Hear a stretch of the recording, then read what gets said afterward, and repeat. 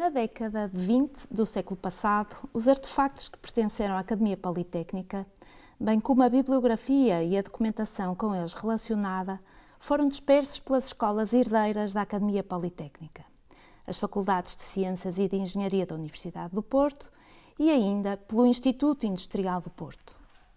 Para se estudar os objetos e os exemplares bibliográficos que constituíram o acervo original da Politécnica, é hoje possível ter acesso aos mesmos em diversas instituições de memória, como os museus das instituições referidas, as bibliotecas das mesmas escolas e ainda o arquivo e fundo antigo da Reitoria da Universidade do Porto. É nestas instituições que podemos contactar diretamente com as evidências materiais e as fontes primárias para a investigação sobre a Academia Politécnica e as escolas antecessoras, como a Aula de Náutica e a Academia Real de Marinha e Comércio do Porto. E dado o conjunto de objetos em destaque neste episódio, perceber de que forma era ministrado o ensino da astronomia a partir de meados do século XIX na Academia do Porto.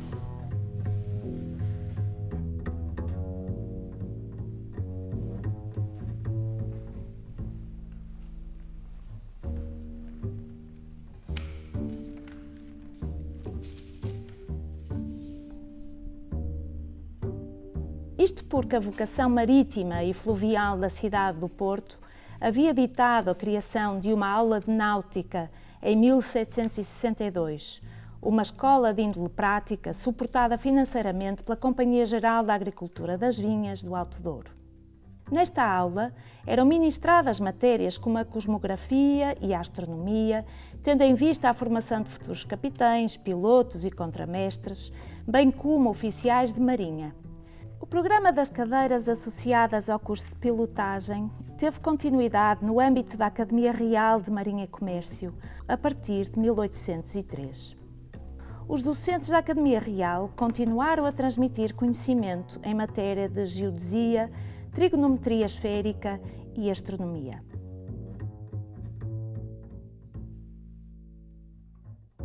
O ensino prático pôde contar com o apoio de novos instrumentos náuticos, que foram adquiridos a par de bibliografia de referência nacional e internacional.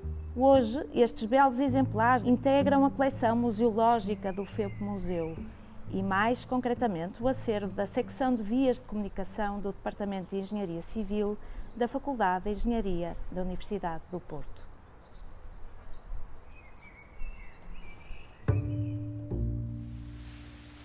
O objeto que destacamos é o conjunto de diapositivos fixos e móveis para lanterna de projeção, assinado por Jules Dubosc, que representava o sistema solar, os movimentos terrestres e da Lua, as marés, bem como outros elementos da astronomia e cosmografia ensinados na Politécnica aos alunos da quinta cadeira. Era uma cadeira relevante para quem procurava conhecimentos na área da náutica, mas também para alunos de engenharia civil. Lembramos que o domínio da topografia estava no século XIX integrado na geodesia, que se ocupava da medição do campo gravítico da Terra e da representação cartográfica da sua superfície.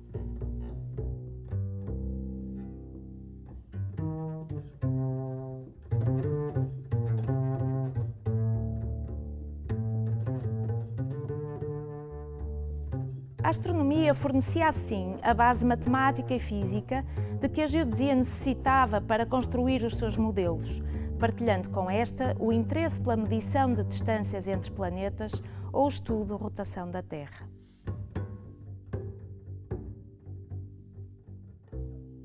Este conjunto de diapositivos foi adquirido em 1865, provavelmente a mando de Joaquim Torquato Álvares Ribeiro, na Exposição Internacional do Porto, no Palácio de Cristal. A história da Academia Politécnica e do Palácio de Cristal cruzam-se na figura do engenheiro Gustavo Adolfo Gonçalves de Sousa, que se encontrava em 1862 a dirigir as obras do Palácio da Bolsa e do próprio edifício da Academia. Esse novo projeto inaugura um tipo de estética diferente também na cidade do Porto e vai acabar por ser dirigido na sua execução pelo próprio engenheiro Gustavo Adolfo. Com o novo projeto do engenheiro Francis Shields, o Palácio de Cristal adquire uma nova imagem. Conjuga-se assim uma estrutura em ferro e vidro com a alvenaria de cantaria de granito da cidade. Neste sentido, o seu interior, amplo, bem iluminado e funcional, não permitia as mesmas perspectivas infinitas do edifício de Joseph Paxton, mas introduzia sem dúvida uma novidade estética na cidade e no país. Apesar de não ser um palácio de cristal na verdadeira concepção arquitetónica, acabava por o ser de um ponto de vista ideológico, e isso estava plasmado na própria fachada do edifício, onde se podia ler a divisa da sociedade Progredior. E neste sentido, também este progresso acabaria por se traduzir na própria iniciativa de realizar uma exposição internacional no Porto. Para inaugurar o novo edifício, foi resolvido trazer para o Porto a primeira exposição universal da Península Ibérica. Estas exposições universais ou internacionais eram uma relativa novidade na Europa, pelo que o Porto tomou a dianteira do país e tal poder-se-á relacionar com o caráter particular da burguesia industrial e comercial portuense.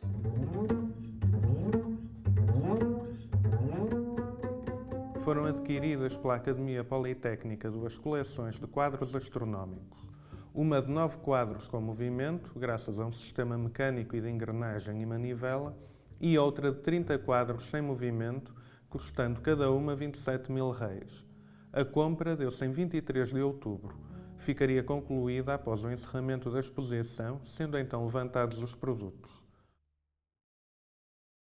Um século e meio depois desta aquisição, foi provocado o reencontro deste conjunto de diapositivos com a lanterna de projeção que, eventualmente, teria sido utilizada para os projetar. Alguns anos antes, as curadoras dos museus universitários, nos quais hoje se conservam, estudam e interpretam os instrumentos científicos da Academia Politécnica do Porto, o Museu da Faculdade de Engenharia, o Museu de História Natural e Ciência da Universidade do Porto e ainda o Museu do Instituto Superior de Engenharia do Porto, iniciaram o trabalho de identificação e reconstituição da coleção original da Academia. 2 carvões, entre os quais formava o arco voltaico, retirámos, assim como o espelho parabólico, e substituímos por uma lâmpada de LEDs, de luz fria, que faz o mesmo efeito. Isto é uma vista...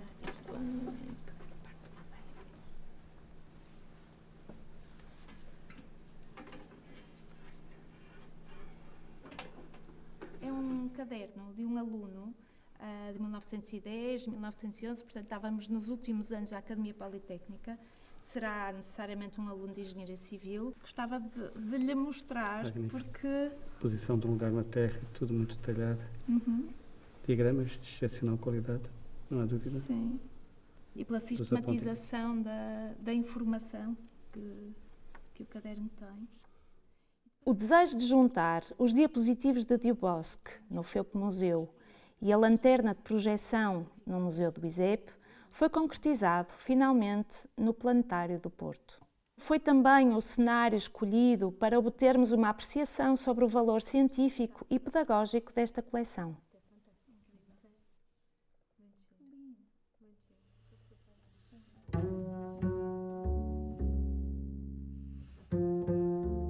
Queria-vos falar de uma coleção de diapositivos e só a caixa em si mesmo é de facto magnífica, com a descrição, que estão aqui perfeitamente descritos na parte interior da tampa.